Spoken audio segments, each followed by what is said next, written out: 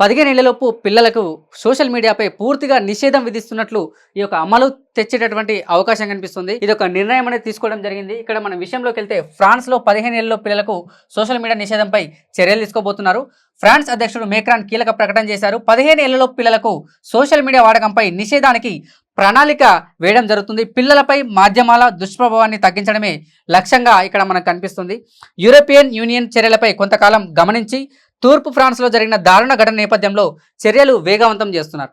So ఇది కేవలం ఫ్రాన్స్కు సంబంధించే కాదు, ప్రతి దేశంలో ఖచ్చితంగా ఈ నిర్ణయం అనేది తీసుకోవాల్సి ఉంటుంది. ఎందుకనంటే ఎప్పుడైతే స్టూడెంట్ అంటే ఒక విద్యార్థి 15 ఏళ్లలోపు మాత్రమే అతని యొక్క టాలెంట్ని బయటపెట్టాల్సి ఉంటుంది, అతని జ్ఞానాన్ని పెంచుకోవాల్సి ఉంటుంది. ఈ యొక్క సెల్ ఫోన్ ద్వారా ఏమవుతుందంటే సోషల్ మీడియా ప్రభావం ద్వారా వాళ్ళ యొక్క జ్ఞానాన్ని బయట తీసుకురాలేకపోతున్నారు, వాళ్ళ టాలెంట్ని బయట తీసుకురాలేకపోతున్నారు.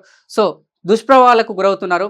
సో చెడిపోతున్నారు అనేటటువంటి ఆందోళన ప్రతి తల్లిదండ్రులకు నెలకొంది. కాబట్టి సో ఇటువంటి నిర్ణయం ప్రతి దేశంలో అంటే ముఖ్యంగా మన భారతదేశంలో కూడా వస్తే ఖచ్చితంగా పిల్లలు మరింత మెరుగైనటువంటి స్థితికి వెళ్తారు, మంచి విద్యను అందుకుంటారనేటువంటి ఆశాభావం వ్యక్తం చేస్తున్నాం.